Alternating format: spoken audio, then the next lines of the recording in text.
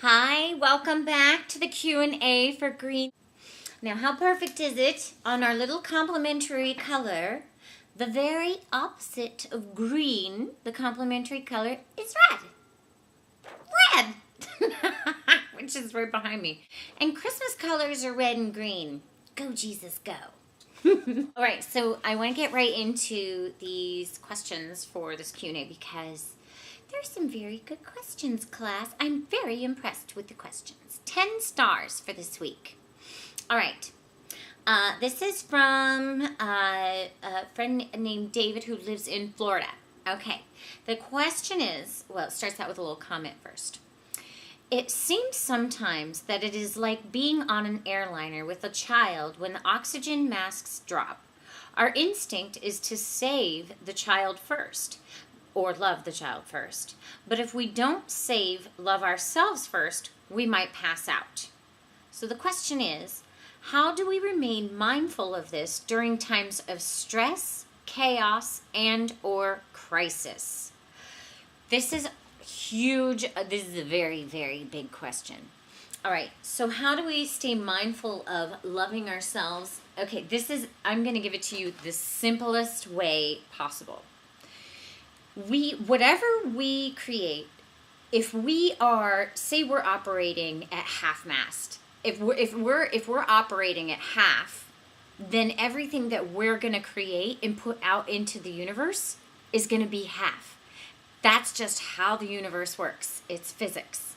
So if we are not taking care of ourselves or being 110% honest with ourselves or really trying to do what's best for ourselves first and foremost, then everything, every action, every thought, every hello, every interaction, every relationship that you have with another person is going to be at that half level. And if half is okay for you, then go for it. But it's the same thing with the child.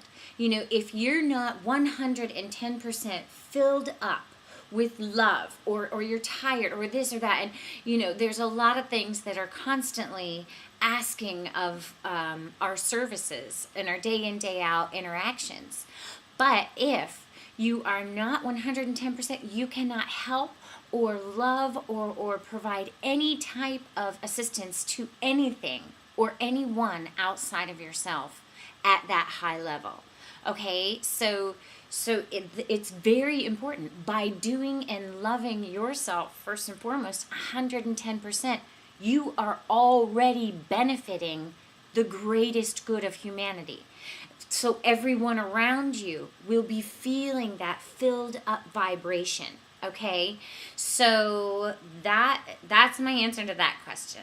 Okay, in times of crisis, stress, and everything. Okay, you have to get yourself grounded. You know, you might want to listen to Red or Feel the Rocks or take a very deep breath in, which is also green, our lung area. Okay, listening to the breath and really getting in your body before you take any action, so that you have access to all your faculties before you're assisting others with your help.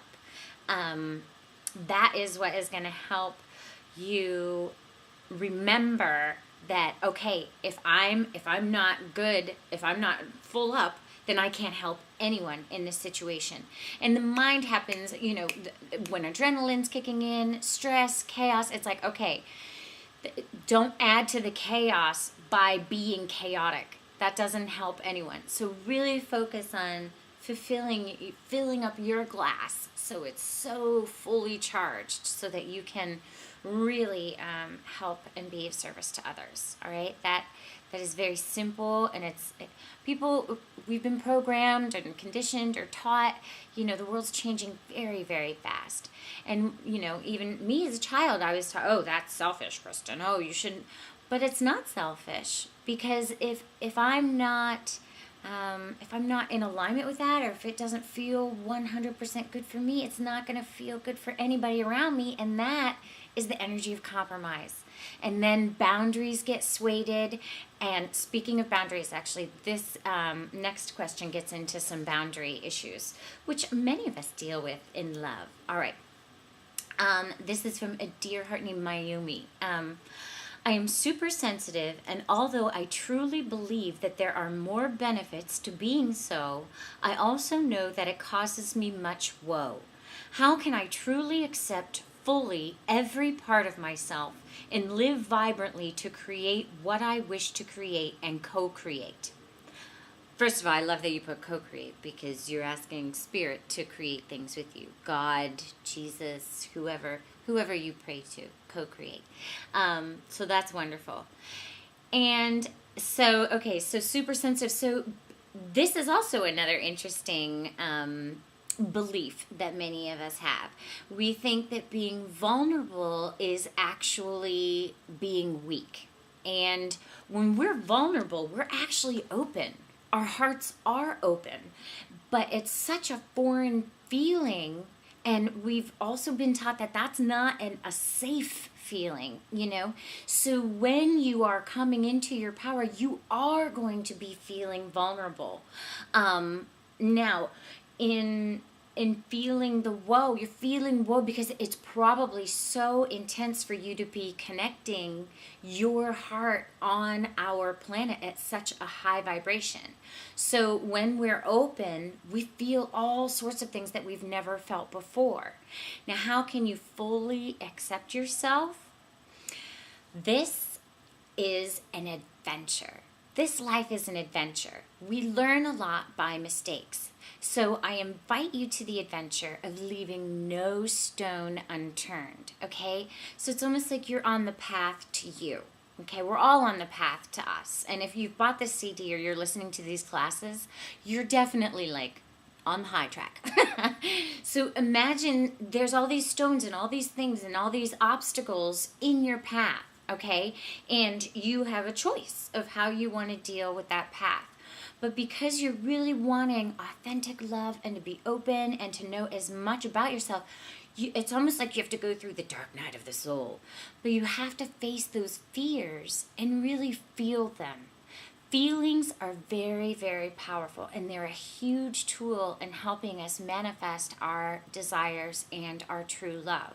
Okay, so leave no stone unturned, no matter how scary the worms might be underneath, you know, because God made everything. That's the truth. We're all made up of the same goo. All right? So allow this track and the voice of the nurturing to come in and say, ooh, what's that feeling? Oh, it brings up this feeling. And just allow yourself to sit with the feelings and really feel them. It's okay to cry. It's okay to scream. It's okay to just yell at God, you know? God understands. He understands everything. So go for it. Go for it. And then take a nice salt bath. I love taking salt baths. They're so replenishing for the soul. And that brings us to water, which is going to bring us to blue for next week. So David and Mayumi, I thank you for these very powerful questions. And I thank everyone for their green support. It was definitely a very fun week. And do go out and walk in nature and use your red roots to plant your feet on the beautiful dirt of Mother Earth and enjoy the beautiful green, opening your heart, opening your lungs, and connecting you with our beautiful, beautiful planet. And our higher selves come down into our heart area, and this is where we all get ready to start manifesting it into this reality. So no stone unturned. Face the fear, feel the feelings, and keep turning over the stones. And keep going out and meeting new people, because new people that come into our life are always a representation and a mirror of something that we're ready to learn about ourselves. Okay? I thank you for giving me the opportunity to learn about these wonderful things with myself. And it's also okay to say no. Set up some good boundaries. If something doesn't feel really 110% filling and loving and absolutely wonderful for you, then say, no, I deserve better and I'm ready for more. So, boundaries. All right, my friends. Sending you all my love, all my blessings.